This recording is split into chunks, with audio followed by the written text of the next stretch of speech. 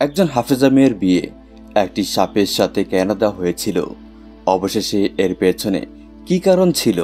বিয়ের প্রথম রাতেই সাপটি সেই হাফিজে কোরআন মেয়ের সঙ্গে যা কিছু করল তা শুনে আপনার গায়ের লোম খাড়া হয়ে যাবে।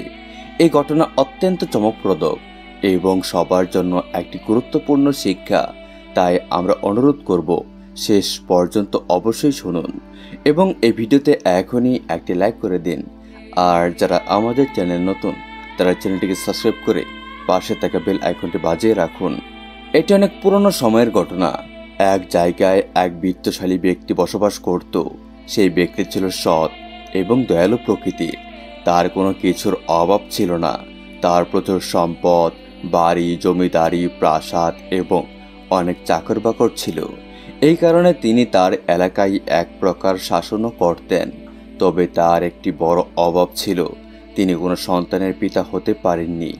এই কারণে তিনি 3টি বিয়ে করেছিলেন, কিন্তু তার 3জন স্ত্রীর কারো মাধ্যমেই কোনো সন্তান হয়নি। তিনি প্রায়ই ভাবতেন, আমার মৃত্যুর পর আমার শত্রুরা আমার স্ত্রীদের সঙ্গে এবং আমার সম্পদের সঙ্গে কি ব্যবহার করবে, আর আমার এলাকার শাসন কে দেখবে। এসব ভাবলে তিনি খুব চিন্তিত হয়ে পড়তেন। তার এলাকায় প্রতিটি শিশু জানত যে তিনি সন্তান পাওয়ার জন্য কতটা ব্যাকুল।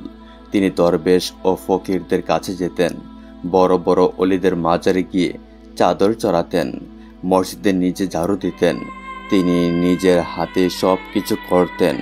এরকম অনেক কাজ করেছিলেন, কিন্তু কোথাও থেকে তার মনের আশা পূর্ণ হয়নি। সেই এলাকায় একজন জ্যোতিষী ছিল, যার নাম ছিল বারকাত। সে তার কাজকর্মে খুব চতুর এবং বিখ্যাত ছিল, কিন্তু তার ভাগ্য ছিল খারাপ। সে প্রায়ই টাকার অভাবে ভুগত। একদিন তার মাথায় একটি বুদ্ধি এলো। সে নতুন জামা কাপড় পরে বিত্তশালী ব্যক্তির কাছে হাজির হলো এবং বলল, সরকার, আমি আমার জ্যোতিষ বিদ্যার মাধ্যমে জেনেছি যে আপনি যদি 18 বছরের একটি মেয়েকে বিয়ে করেন তবে নিশ্চয়ই তার শরীর থেকে আপনার সন্তান জন্মাবে। বিত্তশালী ব্যক্তি জ্যোতিষীকে জিজ্ঞেস করল, শেষ পর্যন্ত সেই মেয়ে কে এবং কোথায় থাকে? জ্যোতিষী বলল, পাশের এলাকায় একটি বিধবা বৃদ্ধা বাস করেন। তার একটি মাত্র মেয়ে আছে। সেই মেয়ে অত্যন্ত সুন্দরী, বুদ্ধিমতী এবং অতি আকর্ষণীয়।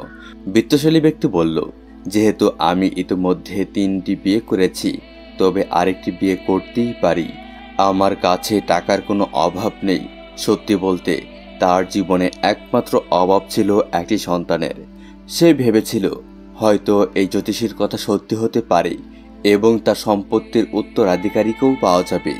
এরপর সেই বিত্তশালী ব্যক্তি জ্যোতিষীকে এক মুক্তোর মালা দিল এবং বলল, যদি আমার 4র্থ স্ত্রীর মাধ্যমে আল্লাহ আমাকে সন্তানের নিয়ামত দান করেন তবে আমি তোমাকে ধনী করে দেব, কিন্তু যদি এই মিথ্যা প্রমাণিত হয় তবে তোমার চামড়া ছিঁড়ে শকুন এবং কাককে খাওয়াবো। জ্যোতিষী বলল, সরকার, আমার জীবন সর্বদা আপনার সেবায় নিবেদিত, তবে আমাকে বিশ্বাস করুন, আমার বলা কথা কখনো ভুল প্রমাণিত হয়নি। আপনি একবার সেই বৃদ্ধার মেয়ের সঙ্গে বিয়ে করে আমার কথা যাচাই করে দেখুন। আসলে সেই জ্যোতিষী বারাকাত এই সমস্ত কথা শুধুমাত্র সেই বিত্তশালী ব্যক্তিকে বোকা বানানোর জন্য বলেছিল, কারণ সে অত্যন্ত দরিদ্র ছিল এবং তার নিজের প্রয়োজন মেটানোর জন্য অর্থের প্রয়োজন ছিল। সেই জ্যোতিষীর বোন ছিলেন সেই বৃদ্ধা। তিনি খুবই গরিব ছিলেন। সেই বৃদ্ধার একমাত্র মেয়ে ছিল, যে খুবই সুন্দরী। বারাকাত ভেবেছিল, যদি আমি আমার ভাগ্নের বিয়ে বিত্তশালী ব্যক্তির সঙ্গে করিয়ে দিতে পারি তবে সে সেই সম্পত্তির মালিক হবে এবং আমাকে টাকাও দেবে। কিছুদিন পর বারাকাত সেই বিত্তশালী ব্যক্তির বিয়ে তার ভাগ্নির সঙ্গে করিয়ে দিল। এরপর সেই বিত্তশালী ব্যক্তি তার স্ত্রীকে এমন সম্মান দিলেন যা সে কখনো স্বপ্নেও কল্পনা করেনি। বিত্তশালী ব্যক্তির 4র্থ স্ত্রীর নাম ছিল শেহনাজ। সে তার জ্যোতিষী মামার প্রতারণা সবকিছু জানত। তাই শেহনাজ তার বিত্তশালী স্বামীকে কখনো জানতে দেয়নি যে সে জ্যোতিষীর ভাগ্নি। শেহনাজ ছিলেন একটি দরিদ্র পরিবারের মেয়ে। তিনি কাঁচা বাড়িতে বড় হয়েছেন, তাই তার স্বামীর প্রাসাদ বাড়ি দেখার প্রতি গভীর আকাঙ্ক্ষা ছিল। তিনি প্রতিদিন একের পর এক প্রাসাদ দেখতেন। যখন তিনি সব প্রাসাদ দেখে ফেললেন, তার স্বামী তাকে বললেন, আমার একটি প্রাসাদ আছে যা জনবসতি থেকে দূরে। তুমি এটি এখনো দেখোনি। এটি আমার পূর্বপুরুষরা তৈরি করেছিলেন। এটি খুব পুরনো। শেহনাজ সেই প্রাসাদ দেখতে ভীষণ আগ্রহ প্রকাশ করলেন। তার স্বামী বললেন, আমি সকালে নিজে তোমাকে সেখানে নিয়ে যাব। পরদিন সকালে সেই বিত্তশালী ব্যক্তি তার স্ত্রী শেহনাজকে পুরনো প্রাসাদে নিয়ে গেলেন। প্রাসাদটি দেখতে খুব পুরনো ছিল। সেখানে বড় বড় পুরনো গাছপালা ছিল। প্রাসাদের একটি ঘর থেকে তেলাওয়াতের শব্দ শোনা যাচ্ছিল। শেহনাজ তার স্বামীকে জিজ্ঞেস করলেন, এই ঘরে কে তেলাওয়াত করছেন? তার স্বামী তাকে সেই ঘরে নিয়ে গেলেন, যেখানে একজন আল্লাহর নেক বান্দা তেলাওয়াত করছিলেন। সেই আল্লাহর বান্দা খুবই সৎ এবং ধার্মিক ছিলেন।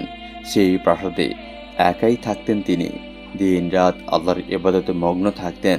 দিনের বেলায় তিনি প্রাসাদের পুরনো গাছপালার কাছাকাছি হাঁটতে যেতেন এবং তাদের নিচে বসে আল্লাহর ইবাদত করতেন। সেই গাছগুলো দেখতে খুবই অদ্ভুত ছিল। শেহনাজ তার স্বামীকে বললেন, এই গাছগুলো দেখতে খুবই অদ্ভুত। এই বুজুর্গের কি এই গাছগুলো দেখে ভয় হয় না? বিত্তশালী ব্যক্তি বললেন, তারা আল্লাহর ইবাদতে মগ্ন থাকেন। যারা আল্লাহর ইবাদত করে এবং যাদের অন্তরে আল্লাহর নূর বিদ্যমান থাকে, তাদের কোনো ভয়ের জায়গা থাকে না। তিনি আরও বললেন, এই বুজুর্গরা বলেন, এই গাছগুলোর নিচে সাপের একটি বসতি রয়েছে। অনেক সাপ এমন আছে যারা এই বুজুর্গের সঙ্গে কথা বলে এবং মানুষের রূপ ধারণ করে। শেহনাজ এইসব কথা শুনে একটু ভয় পেয়ে গেলেন। এরপর তিনি তার ঘরে ফিরে গেলেন। শেহনাজের সাহায্যে তার জ্যোতিষী মামা এবং তার বৃদ্ধ মা, যারা এতদিন ধরে দারিদ্র্যের জীবনে ভুগছিলেন, এখন বেশ আরামে দিন কাটাতে লাগলেন। তাদের রাতগুলো আনন্দে এবং দিনগুলো ঈদের মতো কাটতে লাগলো। এভাবে শেহনাজের বিয়ের 2 বছর পেরিয়ে গেল, কিন্তু তবুও সেই বিত্তশালী ব্যক্তির কোনো সন্তান হলো না। এতে তিনি খুব হতাশ হয়ে পড়লেন। একদিন রাগের বশে তিনি সেই জ্যোতিষীকে তার প্রাসাদে ডেকে পাঠালেন এবং বললেন, তুমি একজন মিথ্যাবাদী জ্যোতিষী, এবার তুমি শাস্তি পেতে প্রস্তুত হও। জ্যোতিষী বলল, সরকার, এই অবাগার মাথা কেটে আপনার পায়ের কাছে রাখলে এর চেয়ে বড় আনন্দ আর কিছু হতে পারে না। তবে আমার কথা বিশ্বাস করুন, আমি মিথ্যা বলিনি। এই বছর আপনার বংশের উত্তরাধিকারী অবশ্যই আসবে। এরপর সেই বিত্তশালী ব্যক্তি আবার খুশি হয়ে তাকে মুক্তোর মালা উপহার দিলেন। সেই জ্যোতিষী সেই মালা নিয়ে তার বৃদ্ধা বোনের কাছে গেল এবং বলল, তুমি কয়েকদিনের মধ্যে এটা ছড়িয়ে দাও যে আমার ভাগ্নি শেহনাজ রইস ব্যক্তির ঘরে মা হতে চলেছে। তার বোন বলল, এটা ছড়িয়ে দেওয়া কোনো কঠিন কাজ নয়, কিন্তু এই মিথ্যে টিকিয়ে রাখা খুবই কঠিন এবং এর ফলাফল খুবই ভয়ানক হতে পারে। জ্যোতিষী বলল, আমার বোন, তুমি চিন্তা করো না। শেষ পর্যন্ত তোমার এই জ্যোতিষী ভাই তোমার জন্যই আছে। আমি এমন একটি কপাল তৈরি করব যার মাধ্যমে আমরা দুজন খুব আরামদায়ক জীবনযাপন কাটাবো। এরপর সেই বৃদ্ধা কয়েকদিনের মধ্যেই গুজব রটিয়ে দিলেন যে শেহনাজ মা হতে চলেছেন এবং সেই বিত্তশালী ব্যক্তির ছোট স্ত্রীর মাধ্যমে তার বংশের উত্তরাধিকারী আসবে। এই খবর শুনে বিত্তশালী ব্যক্তি গরিবদের মধ্যে অনেক জিনিস দান করলেন এবং জ্যোতিষীকেও পুরস্কৃত করলেন। জ্যোতিষী তখন বলল, সরকার, আমি আপনাকে একটি কথা জানাতে চাই। আমার জ্যোতিষী বিদ্যার মাধ্যমে আমি জেনেছি আপনার ঘরে একটি সুন্দর রাজপুত্রের মতো ছেলে জন্মাবে। তবে তার জন্মের পর প্রথম 14 বছর আপনার জন্য খুবই কঠিন হবে। বিত্তশালী ব্যক্তি বললেন, তোমার কথার অর্থ আমি বুঝতে পারছি না। জ্যোতিষী বলল, আপনার বংশের আলো যদি তার মা এবং নানির বাইরে অন্য কেউ দেখে, তবে সেই ছেলে হয় ভূত হয়ে যাবে, না হয় মারা যাবে। এই কথা শুনে বিত্তশালী ব্যক্তির আনন্দে ভরা মুখ মুহূর্তে বিষণ্ণ হয়ে গেল। তার গলা যেন আটকে গেল। তিনি খুব চিন্তিত হয়ে পড়লেন। তবুও জ্যোতিষী বলল, সরকার, এটি কি আনন্দের বিষয় নয় যে আপনার বংশের উত্তরাধিকারী জন্ম নিচ্ছে? যদি আপনি তাকে না দেখেন তাতে কোনো বড় সমস্যা নেই। যখন সে 14 বছর বয়সে পৌঁছাবে তখন আপনি তার বিয়ে দিয়ে দিন, তবে তার বিয়ের অনুষ্ঠানে অংশগ্রহণ করবেন না। যখন সে বিয়ে করে তার নববধূকে নিয়ে ঘরে ফিরে আসবে, তখন আপনি একসঙ্গে আপনার ছেলে ও পুত্রবধূর মুখ দেখতে পারবেন। জ্যোতিষীর এই সমস্ত কথা শুনে সেই বিত্তশালী ব্যক্তি বোকার মতো দাঁড়িয়ে ভাবছিলেন। তিনি ভাবলেন, আল্লাহ অনেক বছর ধরে আমাকে সন্তান সুখ থেকে বঞ্চিত রেখেছেন, আর যখন সন্তানের আনন্দ পেলাম তখন এমন কঠোর নিষেধাজ্ঞা আরোপ করা হলো। দিন রাত তার অস্থিরতার মধ্যে কাটতে থাকলো। এরপর তিনি তার চাকরদের নির্দেশ দিলেন, লোকালয়ের বাইরে একটি সুন্দর আলিশান প্রাসাদ তৈরি করার জন্য। সেই প্রাসাদের চারপাশে একটি চমৎকার বাগানও তৈরি করা হলো, যাতে তার উত্তরাধিকারীর যত্ন নেওয়া যায়। কিছুদিনের মধ্যেই একটি সুন্দর প্রাসাদ তৈরি হয়ে গেল। যখন সন্তানের জন্মের দিন ঘনিয়ে এলো, সেই বিত্তশালী ব্যক্তি তার স্ত্রী শেহনাজকে সেই প্রাসাদে পাঠিয়ে দিলেন। শেহনাজের যত্ন ও সুরক্ষার জন্য তার বৃদ্ধ মাকে সেখানে দায়িত্ব দেওয়া হলো, যাতে অন্য কোনো নারীর দৃষ্টি সন্তানের উপরে না পড়ে। যখন সময় পূর্ণ হলো, জ্যোতিষীর বোন তার ভাইয়ের সঙ্গে পরামর্শ করলেন। তারা দুজন মিলে একজন চাকরের মাধ্যমে বিত্তশালী ব্যক্তিকে জানালেন যে তার একটি পুত্র সন্তান হয়েছে। এ খবর শুনে বিত্তশালী ব্যক্তির আনন্দের সীমা রইল না। তিনি তার গোটা দেশে ঘোষণা করলেন যেন প্রত্যেক ঘরে উৎসব পালন করা হয়। দেশের প্রত্যেক প্রান্তের মানুষ আনন্দে মেতে উঠল। বিত্তশালী ব্যক্তি তার এলাকায় প্রচুর মিষ্টি বিতরণ করলেন। খেলা তামাশার আয়োজন করা হলো। আল্লাহর ওলিদের ডেকে এনে তার ছেলের দীর্ঘ জীবনের জন্য প্রচুর দোয়া করলেন। কয়েকদিন ধরে গরিব ও অসহায় মানুষদের খাবার বিতরণ করা হলো। বহু মানুষের প্রয়োজন মেটানো হলো, বন্দীদের মুক্তি দেওয়া হলো এবং কর্মকর্তাদের পদোন্নতি করে তাদের আরও উন্নতির সুযোগ দেওয়া হলো। এই সব দেখে জ্যোতিষী তার দূরতা ও কৌশলে বড় গর্ব অনুভব করল। সে মনে মনে ভাবল, আমি কিভাবে এত সহজেই এই দেশের বিত্তশালী মানুষটিকে বোকা বানিয়ে দিলাম। এরপর সে তার বোন এবং বাগ্নিকে বলল, তোমরা 14 বছর ধরে আরাম আয়েশের জীবন কাটাও। এরপর যদি এই বিত্তশালী ব্যক্তি জীবিত থাকে, আমি তখন নতুন কোনো কৌশল নেব। জ্যোতিষী প্রায়ই তার ভাগ্নে শেহনাজের কাছ থেকে কিছু না কিছু নিয়ে যেত। যদি বিশেষ কোনো জিনিসের প্রয়োজন হতো, সে শেহনাজকে বলে বিত্তশালী ব্যক্তির কাছ থেকে আনিয়ে নিত। এভাবে সে তার দুঃখ কষ্ট থেকে মুক্তি পেয়েছিল। শেহনাজ ও তার বৃদ্ধ মা মাঝে মধ্যে সেই বিত্তশালী ব্যক্তির প্রাসাদে দেখা করতে যেতেন এবং তার ছোট ছেলে আলীর অনেক গল্প বলতেন। তারা তাকে জানাতেন আলী কতটা সুন্দর এবং তার চরিত্রের অনেক গুণাবলী। বিত্তশালী ব্যক্তি তাদের কথা শুনে তাদের ছেলের কথা ভাবতেন এবং দীর্ঘ নিঃশ্বাস ফেলতেন। কিন্তু তিনি অসহায় ছিলেন, কারণ তিনি তার ছেলেকে দেখতে পারতেন না। এভাবেই অনেক দিন কেটে গেল। যখন জ্যোতিষীর কথা মতো 14 বছর পূর্ণ হতে চলল, তখন সেই বিত্তশালী ব্যক্তি তার ছেলের বিয়ের কথা ভাবতে শুরু করলেন। তিনি জ্যোতিষীর সঙ্গে এই বিষয়ে পরামর্শ করলেন। জ্যোতিষী বলল, সরকার, আপনার ছেলের বিয়ে যে কোনো মেয়ের সঙ্গে করাতে পারেন, এতে কোনো নিষেধাজ্ঞা নেই। এরপর বিত্তশালী ব্যক্তি ভাবলেন, কেন আমি আমার পুরনো প্রাসাদে গিয়ে আল্লাহর ওই অলি বুজুর্গের কাছ থেকে কোনো পরামর্শ নেই না। সেই বিত্তশালী ব্যক্তি তার 2 চাকরকে সঙ্গে নিয়ে তার পুরনো প্রাসাদে গেলেন এবং আল্লাহর সেই বুজুর্গের কাছে গিয়ে বসলেন। সে সময় সেই বুজুর্গ একটি পুরনো গাছের নিচে বসে ইবাদত করছিলেন। তিনি তাদের প্রশ্ন করলেন, আপনারা তো দিন রাত আল্লাহর ইবাদত করেন, আপনি কি আমার ছেলে আলীর জন্য কোনো ভালো মেয়ের নির্বাচন করতে পারেন, যাতে আমি আমার ছেলের বিয়ে দিতে পারি? আল্লাহর সেই বুজুর্গ বিত্তশালী ব্যক্তির কথা শুনে প্রথমে কিছুক্ষণ চুপ করে রইলেন। তারপর বললেন, আপনার তো ছেলের কোনো খবরই নেই, তাহলে আমি কিভাবে বলতে পারি যে আপনি আপনার ছেলের বিয়ে কাকে দেবেন?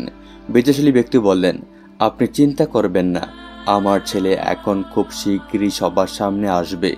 এরপর বুজুর্গ কিছুক্ষণ চিন্তা করে বললেন, আপনি আপনার ছেলের বিয়ে এমন একজন মেয়ের সঙ্গে দিন যে হাফেজে কোরআন, নেককার এবং 5 ওয়াক্ত নামাজি ও পরহেজগার। বিত্তশালী ব্যক্তি চলে যাওয়ার পর গাছের পেছন থেকে একটি কালো সাপ রেঙে বেরিয়ে এলো। সাপটি আল্লাহর বুজুর্গ এবং বিত্তশালী ব্যক্তির কথাগুলো খুব মনোযোগ দিয়ে শুনছিল। সেই বৃত্তশালী ব্যক্তির অনেক প্রভাবশালী সম্পর্ক ছিল, তার চলাফেরা ছিল বড় বড় লোকদের সঙ্গে। কিন্তু এবার সে এমন এক গরিব মেয়েকে খুঁজতে শুরু করলো যে হাফেজে কুরআন। অবশেষে সে এমন একটি মেয়েকে খুঁজে পেল যে একজন বিধবার মেয়ে ছিল। তিনি তার ছেলের বিয়ের জন্য সেই মেয়েকে ঠিক করলেন এবং বিয়ের তারিখ ঠিক করলেন। সেই দিন যেদিন বরযাত্রী গিয়ে মেয়েটির দরজায় পৌঁছাবে, কারণ আলীকে কাউকে দেখার অনুমতি দেওয়া হয়নি, তাই শুধুমাত্র তার মা এবং নানি তাকে বর সাজাচ্ছিল। বৃত্তশালী ব্যক্তির প্রাসাদে বরযাত্রী যাওয়ার প্রস্তুতি শুরু হয়ে গিয়েছিল। এদিকে জ্যোতিষীর বৃদ্ধা বোন তার ভাইকে বলল, বরযাত্রী যাওয়ার সময় হয়ে গিয়েছে, এখন আমরা কোথা থেকে বরকে নিয়ে আসব? নমজি বলল, আমার প্রিয় বোন, তুমি এত বছর এই প্রাসাদে আরাম আয়েশে কাটিয়েছ, এখন এই বিপদ সহ্য করে নাও, আমি তো চুপি চুপি পালিয়ে যাব। এই কথা শুনে বৃদ্ধার পায়ের তলার মাটি সরে গেল। সে বলল, হায় হায়, সেই বৃত্তশালী ব্যক্তি তো আমাদের কেটে কুচি কুচি করে চিল ও কাকদের খাওয়াবে। হে নিষ্ঠুর, তুমি আমাদের জাহান্নামে ঠেলে দিচ্ছ, তোমার কি কোনো লজ্জা নেই? নমজি বলল, দেখো বোন, তোমার ভাই তো এতদিন তোমাকে স্বর্গে রাখার ব্যবস্থা করেছে, এখন তুমি আমাকে এর বদলে এই দিচ্ছ? এই কথা শুনে তার বোন বলল, মনে রেখো, যদি তুমি আমাদের এই অবস্থায় ফেলে চলে যাও তবে তোমার মুক্তি কখনো হবে না। তুমি আমাদের এখন জঙ্গলে বাঘের সামনে ফেলে পালিয়ে যাচ্ছ। বৃত্তশালী ব্যক্তির স্ত্রী শেহনাজও তাদের এই কথোপকথন শুনে তার মা মেয়ের সঙ্গে জড়িয়ে কাঁদতে লাগলো। নমজি কখনো তাদের দিকে হাসছিল, আবার কখনো গুনগুন করছিল। যখন মা মেয়ে কেঁদে কেঁদে হেঁচকি তুলতে শুরু করলো, তখন নমজি বলল, কেঁদে কোনো লাভ হবে না, চলো আমার সঙ্গে এসো, আমি তোমাদের বলে দিচ্ছি এরপর কি করতে হবে। তার কথা শুনে মা মেয়ের মনে একটু সাহস ফিরে এলো। নমজি তাদের নিয়ে অন্য একটি ঘরে চলে গেল এবং বলল, দেখো, আমি 14 বছরের সমান একটি কৃত্রিম পুতুল বানিয়ে এনেছি, এটিকে পালকিতে রেখে দাও। রাতে যখন বরযাত্রীরা বিশ্রাম নেবে তখন তোমরা পালকি থেকে দূরে সরে যাবে। সকালে প্রচার করো যে আলীকে কেউ লুকিয়ে দেখে ফেলেছিল, তাই সে এই পুতুলে পরিণত হয়েছে, এতে আমরা সবাই বেঁচে যাব। বৃদ্ধা সব কিছু বুঝে গিয়েছিল। এরপর সে আনন্দের সঙ্গে সেই পুতুলকে বিয়ের পোশাক পরিয়ে সজ্জিত করে ফুলের মালা পরালো, পালকিতে বসিয়ে নিজেও পালকিতে উঠল এবং কর্মচারীদের ডাক দিয়ে বলল, পালকি বাইরে নিয়ে যাও। বাইরে প্রচুর আতশবাজি ফাটানো হচ্ছিল। এই আতশবাজি দেখে দুটি সাপ বেরিয়ে এলো এবং বরযাত্রার পেছনে পেছনে চলতে লাগলো। পেছনে বিশাল হাতিদের ওপর সৈন্যরা বসেছিল। বরযাত্রা খুব জাঁকজমকের সঙ্গে এগিয়ে চলল। রাত গভীর হলে তারা সেই স্থানে পৌঁছলো যেটি আগে থেকেই প্রস্তুত করা ছিল। সেখানে সবাই খাওয়া দাওয়া করলো এবং আনন্দ করলো। রাত অনেক গভীর হলে সবাই ঘুমাতে চলে গেল। দুলহার পালকি একটি শিমশির গাছের নিচে রাখা হয়েছিল। বৃদ্ধা সবাইকে বলল, আলীর তাজা বাতাসের প্রয়োজন, তাই পালকির কাছে কেউ আসবে না। যদি কেউ আলীকে দেখে তবে এর দায় সবাইকে নিতে হবে। সবাই তাদের জায়গায় চলে গেলে বৃদ্ধা একটি কক্ষে গিয়ে ঘুমিয়ে পড়ল। সে যুগে প্রচলিত বিশ্বাস ছিল যে সাপ যখন 100 বছর বয়সে পৌঁছায় তখন তারা রূপ পরিবর্তন করতে পারে এবং কথা বলতে পারে। পুরনো প্রাসাদ থেকে বরযাত্রার পেছনে আসা দুটি সাপ শিমশির গাছের ওপর বসে কথাবার্তা বলছিল। নাগ সাপ নাগিনটিকে বলল, তুমি কি এই বরযাত্রা দেখেছ? সাপ বলল, হ্যাঁ, আমি দেখেছি। নাগ বলল, এই বরযাত্রা পুরোপুরি ভুয়া। পালকিতে যে বর থাকার কথা তার জায়গায় একটি কৃত্রিম পুতুল রাখা হয়েছে। সকাল হলেই বৃদ্ধা কান্নাকাটি শুরু করবে, বলবে বরকে কেউ দেখে ফেলেছিল, তাই সে পুতুলে পরিণত হয়েছে। এই পুরো চালাকির পেছনে রয়েছে নমজির হাত। এরপর এই নাটক থেকে তারা মুক্তি পাবে, কিন্তু রইস ব্যক্তি পুরো সত্যি বুঝতে পারবে। এই সত্য জেনে সে এত বড় আঘাত পাবে যে তার জীবনই শেষ হয়ে যাবে। নাগিন বলল, কি বলছ? সে রইস ব্যক্তি কি কখনো তার ছেলেকে দেখেনি? নাগ বলল, এটাই তাদের পুরনো মিথ্যাচার। রইস ব্যক্তির নিজের কোনো ছেলে নেই, এমনকি কোনো সন্তানও নেই। এই কথা শুনে নাগিনের রইস ব্যক্তির জন্য দয়া হলো। সে বলল, এমন মিথ্যাচারের ফলে একজন ভালো মানুষ বিনা কারণে মারা যাবে? নাগ কিছুক্ষণ ভাবার পর বলল, আমি চাইলে এই রইস ব্যক্তির জীবন বাঁচাতে পারি যদি আমি 14 বছরের একটি ছেলে সেজে পালকিতে গিয়ে বসি। নাগিন বলল, কিন্তু যখন বৃদ্ধা তোমাকে দেখবে তখন কিভাবে সে তোমাকে আলী বলে মেনে নিবে? নাগ বলল, বৃদ্ধা তো আগেই অনেক মিথ্যাচার করেছে। যখন সে একটি জীবন্ত ছেলেকে দেখবে তখন অবাক হবে। যদি সে জিজ্ঞেস করে আমি কে, আমি বলবো, যদি তুমি সত্যি কথা বলো তবে আসল আলীকে দেখাও, বলো সে কোথায়? নাগিন বলল, ঠিক আছে, কিন্তু এরপর তুমি কি করবে? নাগ বলল, আমি বর সেজে রইস ব্যক্তির পুত্রবধূকে তার বাড়ি নিয়ে যাব। তারপর কোনো উপায়ে 1 সপ্তাহের মধ্যে তোমার কাছে ফিরে আসব। নাগিন রাজি হলো, তবে শর্ত ছিল তোমাকে অবশ্যই 1 সপ্তাহের মধ্যে আমার কাছে ফিরে আসতে হবে। নাগ বলল, হ্যাঁ, আমি অবশ্যই আসব। এরপর সাপটি তার রূপ বদলে 14 বছরের এক সুন্দর ছেলে হয়ে পালকিতে গিয়ে বসে। কৃত্রিম পুতুলটিকে জুপের মধ্যে ফেলে দেওয়া হলো। সকাল হলেই বৃদ্ধা তার কক্ষ থেকে বেরিয়ে তার মিথ্যাচারের খেলা শুরু করতে যাচ্ছিল। সে পালকির পর্দা তুলে দেখল পুতুলের জায়গায় একটি জীবন্ত সুন্দর ছেলে বসে আছে।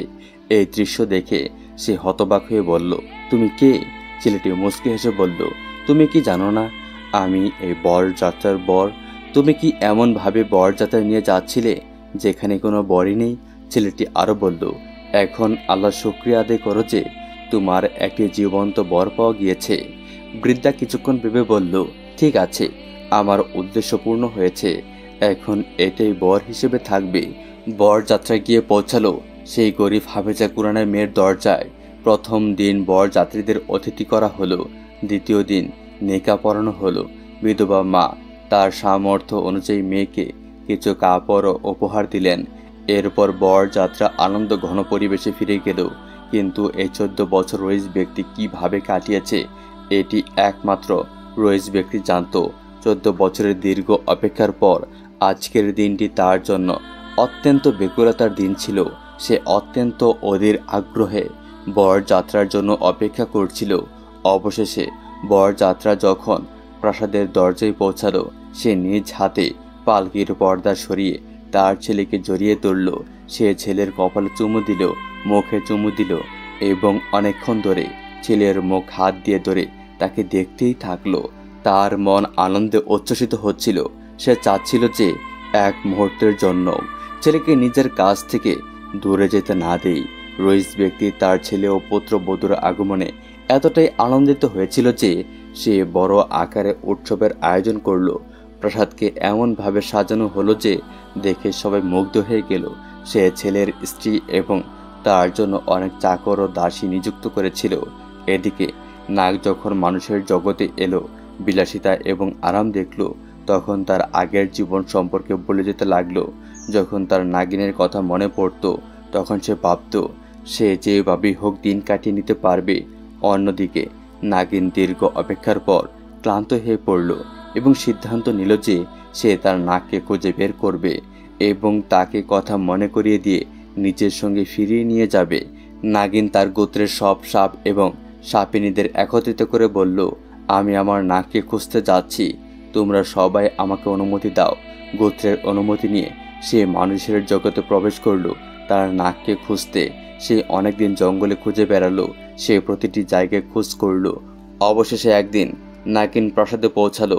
সারাদিন সে প্রাসাদের বাগানে লুকিয়ে থাকলো এবং রাত হলে প্রাসাদের দরজার কাছে গেল, কিন্তু প্রাসাদে প্রবেশের সব পথ বন্ধ ছিল। সে খুবই উদ্বিগ্ন হয়ে পড়ল, কিন্তু কোনো উপায় খুঁজে পেল না। বাধ্য হয়ে সে আবার বাগানে লুকিয়ে গেল।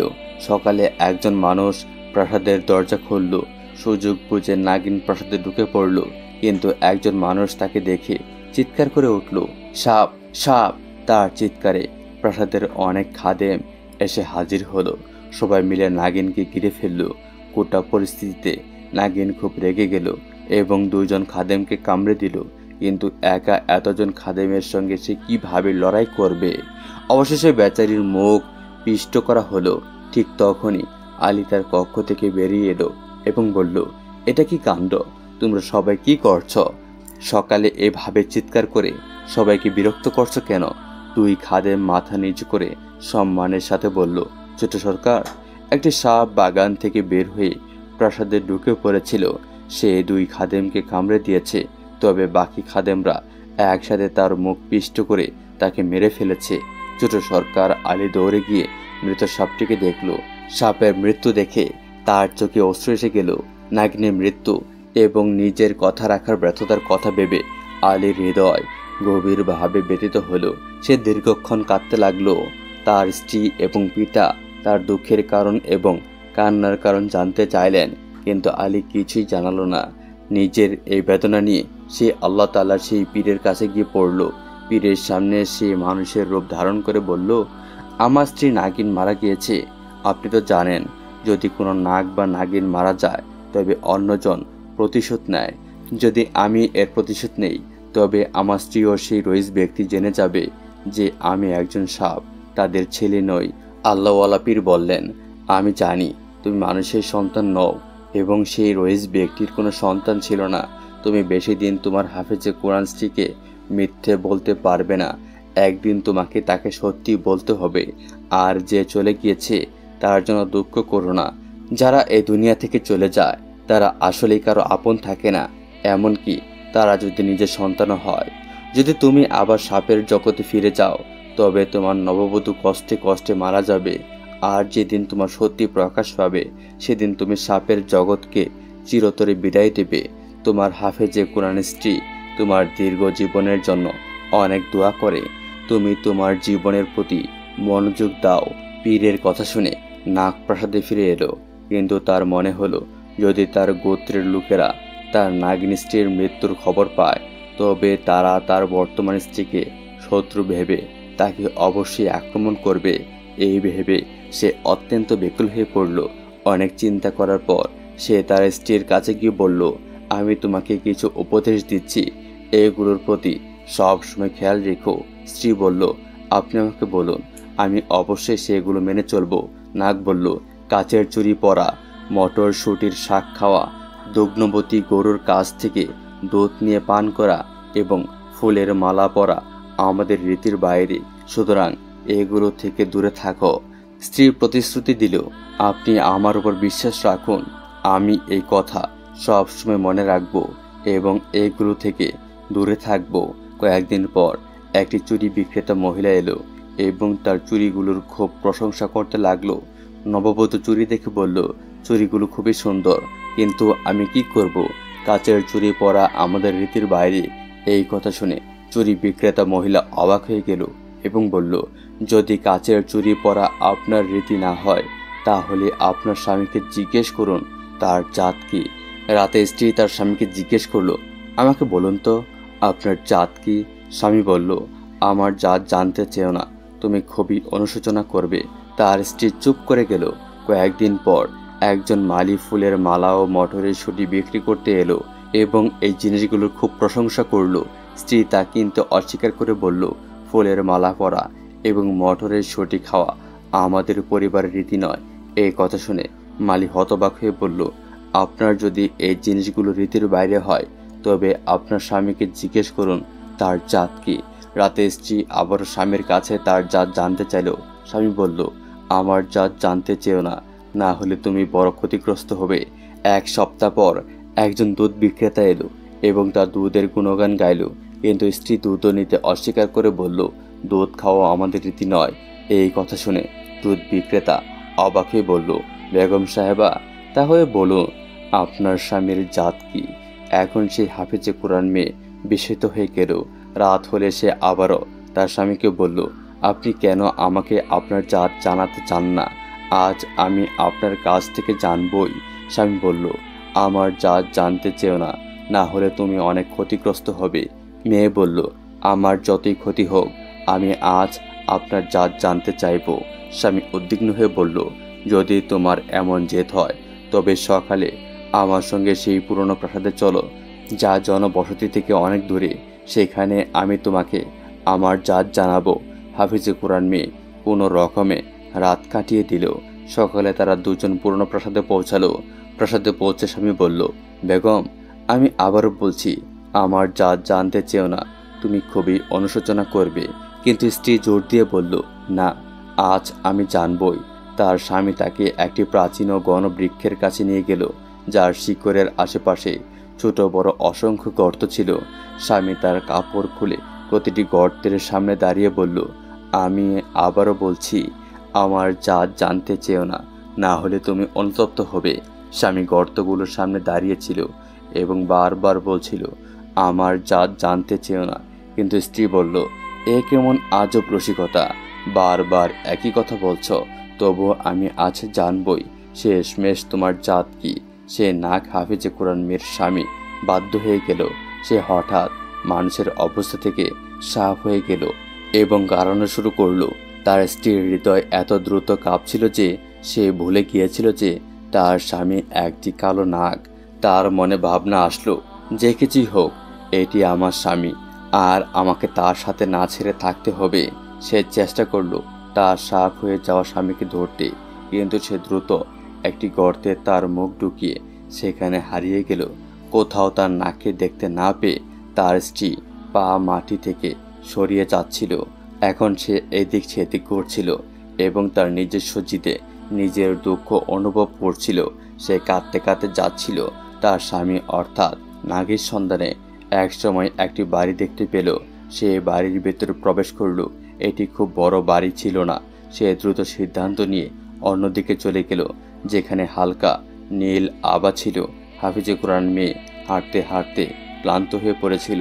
কিছু সময় বিশ্রাম নিল এবং তারপর নাগের সন্ধানে বের হয়ে গেল। তার স্বামী নাগ কোথায় গিয়েছে, এখন তাকে কোথায় পাওয়া যাবে? যদি না পাওয়া যায় তাহলে সে কি করবে? এমনই ভয় এবং অদ্ভুত অদ্ভুত চিন্তা তার মনে তাকে চিন্তিত করে তুলছিল। সে পরে পরে যেখানে মুখ তোলার মতো অবস্থায় যাচ্ছিল, সময়ে সময়ে তার মনে আসছিল, আমি কেন স্বামীর জাত জিজ্ঞেস করেছিলাম? সে যখন বলেছিল, আমার জাত জানতে চেও না, তুমি দুঃখিত হবে, তখন সে কেন তার স্বামীর কথা মেনে নেননি? অবশেষে সে একটি কুয়োর কাছে পৌঁছলো। সেখানে কিছু মেয়ে বসেছিল এবং বারবার পানি নিচ্ছিল। তারা সবাই সুন্দর ছিল, তবে তাদের চোখগুলো অদ্ভুত ছিল। প্রতিটি মেয়ের কণ্ঠে মিষ্টি এবং সুরেলা ছিল, কিন্তু তাদের হাতে চুড়ি ছিল না, নাক এবং কানে কোনো অলংকার ছিল না। তারা একে অপরের সাথে কথা বলছিল এবং হাফিজে কোরআন মেয়েটিকে এক নজরে দেখে চলে যাচ্ছিল। পরে কিছু সময় পর আবার এসে পানি নিতে শুরু করেছিল।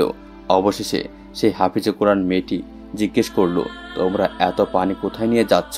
সে মেয়েটিকে উত্তর দিল, আমাদের মামু মানুষদের মধ্যে বসবাস করতে গিয়েছিলেন, কিছুদিন পর ফিরে এসেছেন। তখন তার শরীর থেকে মানুষের গন্ধ আসছে, তাই আমরা সবাই মিলে তাকে ভালো করে পানিতে স্নান করাচ্ছি। এই কথা শুনে হাফিজে কোরআন মেয়েটির বিশ্বাস হলো যে মেয়েটির মামুই তার স্বামী। সে মেয়েটির দৃষ্টি থেকে লুকিয়ে একটি আংটি বের করলো এবং চুপচাপ মেয়েটির পানির মধ্যে ফেলে দিল। তার স্বামী একটি পাথরের ওপর শুয়েছিল। মেয়েরা তার শরীরে সুগন্ধি সাবান মাখছিল এবং আতর সরাচ্ছিল। কিছু ছেলেরা তার শরীরের ওপর হাত দিয়ে মলম লাগাচ্ছিল, আর যারা পানি নিয়ে আসছিল তারা পালাক্রমে তার উপর পানি ঢালছিল। যখন নাগের ভাগ্নি তার মটকের পানি তার উপর ঢালল, তখন হাফিজে কোরআন মেয়েটির আংটি পাথরের সামনে পড়ে গেল। সেই আংটিটি দেখে চিনে ফেলল যে এটি তার স্ত্রীর আংটি। সে তার ভাগ্নিকে জিজ্ঞেস করলো, এই আংটি তোমার মটকের মধ্যে কোথা থেকে এলো?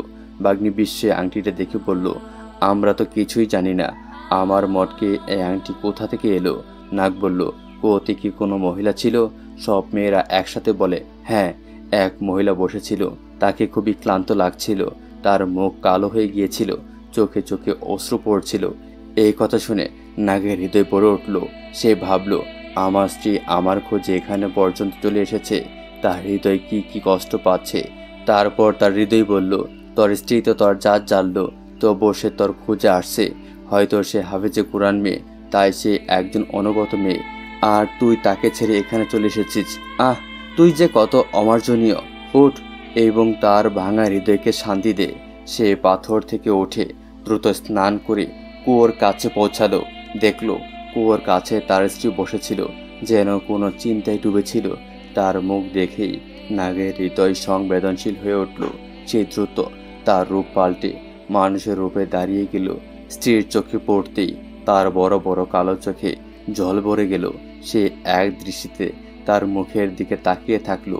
নাগ বলল, স্ত্রী, আমি ভাবতাম তুমি খুব জেদি, এই জন্য আমি তোমাকে ছেড়ে এখানে চলে এসেছি।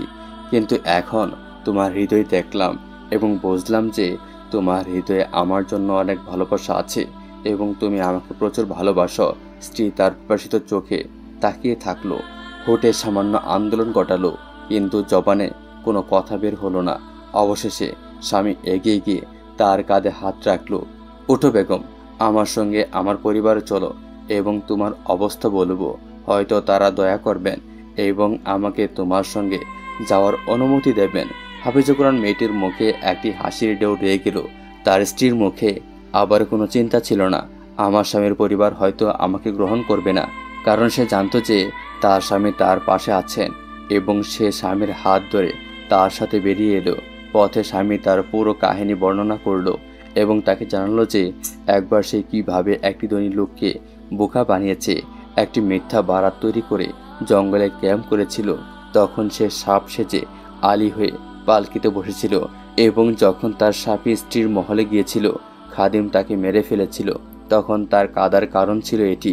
স্বামী আরও বলল যে কালীন এবং মালিন আসছিল, তাদের পরিবার ছিল সাপ। তোমাকে তাদের থেকে বাঁচানোর জন্য এই সব জিনিস কিনতে নিষেধ করা হয়েছিল। এই সব কথা শুনে তার স্ত্রীর মুখ থেকে বিস্ময় প্রকাশিত হলো, কিন্তু সে চুপ রইল।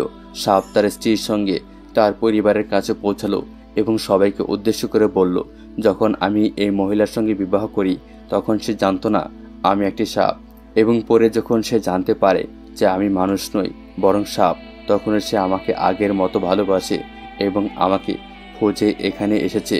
যদি আপনারা আমাকে এর সঙ্গে থাকতে অনুমতি দেন তাহলে আমি এর সাথে চলে যাব। তার স্বামী আরও বলল, আমার সাপে স্ত্রীর মৃত্যু হয়েছে, তাই একা একা আমার জন্য কঠিন। যখন আমি মানুষে পরিণত হলাম তখন জানলাম মানুষেরাও সৎ হতে পারে। যেমন আমাদের পরিবার সবাই জানেন, পুরনো মহলের বাইরের গাছের কাছে একজন আল্লাহর বান্দা বুজুর্গ আছেন। তিনি সব সময় আল্লাহর ইবাদতে মগ্ন থাকেন। তিনি একজন মানুষ, তিনি আমাদের বহুবার দেখেছেন কিন্তু আমাদের কোনো কষ্ট দেননি এবং তিনি আমাকে বলেছিলেন যে যদি তুমি হাফিজে কোরআন মেয়েটির সাথে বিবাহ করো তাহলে তুমি চিরকাল মানুষের পৃথিবীতে বসবাস করতে পারবে। এবং আমার বেগম আলহামদুলিল্লাহ হাফিজে কোরআন, যদি আমি তার সাথে মানুষের জীবন পৃথিবীতে চাই তাহলে তার জীবন হাসি খুশিতে কাটবে এবং আমারও একাকিত্ব থাকবে না। তো বন্ধুরা, এই ছিল আমাদের আজকের ভিডিওটি আপনাদের কাছে কেমন লেগেছে তা অবশ্যই কমেন্ট করে জানাবেন। ভিডিওটি ভালো লাগলে অবশ্যই ভিডিওতে একটি লাইক দিবেন এবং নিয়মিত আরও এরকম নতুন নতুন ইসলামিক ভিডিও পেতে আমাদের বাস্তব ঘটনা চ্যানেলটিকে সাবস্ক্রাইব করে পাশে থাকা বেল আইকনটি বাজিয়ে রাখুন। দেখা হবে আবার নতুন কোনো ভিডিওতে। সেই পর্যন্ত আপনারা সকলেই ভালো থাকবেন, সুস্থ থাকবেন, এই প্রত্যাশায় আজকের মতো বিদায় নিচ্ছি। আল্লাহ হাফেজ।